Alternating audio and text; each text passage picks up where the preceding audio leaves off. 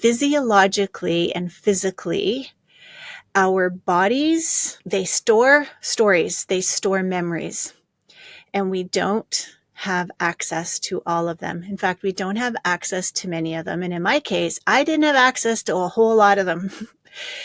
And that caused me to have certain reactions that didn't help me problem solve. It didn't help me in situations where people had different opinions, and I just physically couldn't handle it.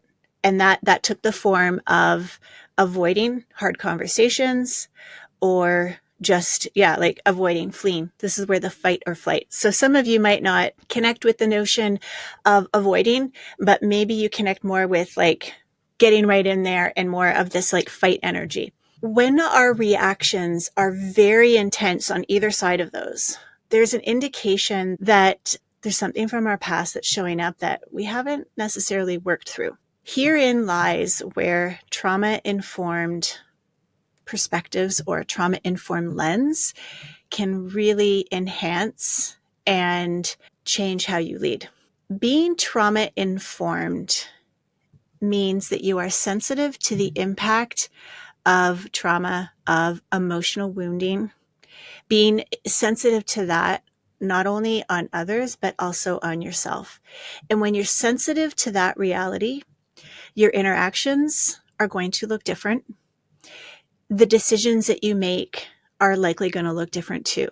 And how are they going to look different? Well, first of all, the notion of creating choice will be something that you prioritize. Instead of just mandating or pushing everything, there is an element of choice. It means also, when we are sensitive to the impact of trauma, that our attitude is more about what might have happened that has caused this response versus what the hell is wrong with you? Why can't you just listen? Or why can't you just do this? So when we have a trauma-informed lens, we are much more compassionate with ourselves and with others. We recognize that our nervous system, it has protective mechanisms. And when we can create safety, or cues of safety, shall I say, it can contribute to an environment that allows other bodies around us to sense safety instead of threat. It's a big component of polyvagal theory. It's also called the science of safety.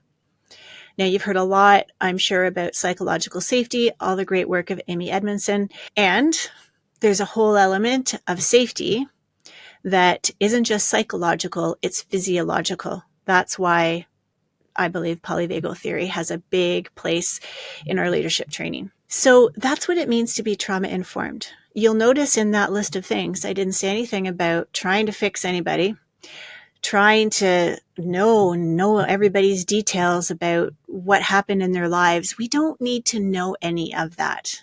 It's none of our business. What is our business, though, is to foster